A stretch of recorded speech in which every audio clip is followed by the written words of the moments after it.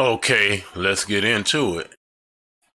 Let's say you wrote a book. Let's say you wrote a book with 3 chapters in it. This is, of course, for purposes of illustration. All right, here you go. Here goes your book. 3 chapters.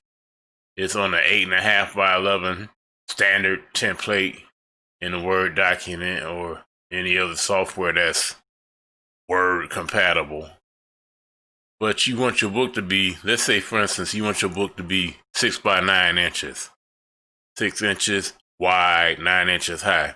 Now, what I'm going to show you, these settings, it works for any size book, 5 by 7, 6 by 9, which is the most prevalent size. Of course, 8.5 by 11, or like maybe 7 by 10.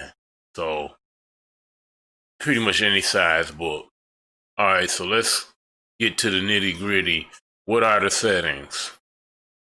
Well, first thing you'll do is go to page layout, margins, and go down to custom margins. And there you go. You can see just a typical setup in Word. But this is not gonna work when you're actually setting a book interior for printing. All right, as far as the top margins, top and bottom, that 1 inch is fine. As far as the left and right margins of the page, I recommend 0.65 inches. 0.65 inches. All right, now gutter. This is extremely important. It's where a lot of people miss. Now, if you notice, this just shows right here. This is just showing just the paper. All right, now when I put the gutter, start putting gutter margins in, look at the preview. You see how the page goes in. You can see that dark spot going in and out. All right, I'm gonna go the other way to see that. So that's for the book binding process. That's to give it enough room to bind the book. So the number you want to put in there is 1/2 inch. That 1/2 inch is good for books up to 300 pages. It gets a little wider. The recommended gutter is 0.652 inch for a book that's 300 to 500 pages. So there you go. You definitely got to have that gutter in there. All right. Of course, you're applying it to the whole document. All right. The paper size. All right. This says 8.5 by 11, but no, you want a 6 by 9 book. So put that in. 6 inch width and 9 inch height.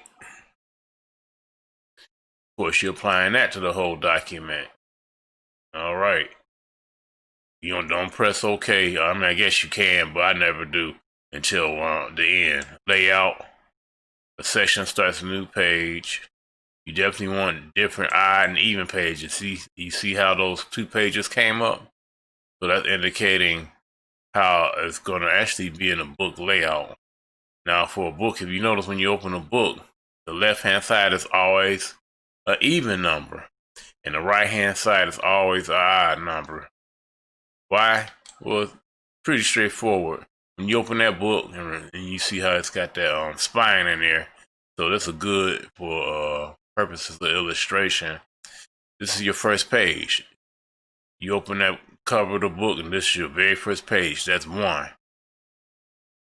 Now, you're not going to see the number 1 on there because due to industry publishing standards, they're not going to put a page 1 on there like that. But the literal first page is always looks like that. And then when you open the book up past that first page, boom, page 2, 3, 4, 5, etc. All right. So you definitely want a different first page. That ensures that number 1 does not show up on that first page. And you're pretty much not going to want any page numbering on there until your first chapter. So I'll talk about that in another video. Header, 0.2 inch works for me. and footer 0.3 inch. That works. Okay. Now you hit OK. Boom, you got a 6x9 book. You see it right here. 6x9. This is actually 9 inches high right here, and it's 6 going across. You can see this page. That's actually total of 6 inches. What it has, because of the gutter, you can see the shifting. You see how the first page is like this? That's the literal first page, so it leaves room for the binding, the gutter. If you go to the next page, it's on the other side. So this is the exact same piece of paper. It's just the flip sides. Another thing you might want to do, which I recommend, this is all left justified. Just hit the justification. Well, excuse me. I gotta select all, then hit justification. Boom. See how that looks? Everything looks nice and neat. I will always recommend your books are justified. And again, you can see how it's staggered with that 1/2 inch. See, here goes the tool. That 1/2 inch.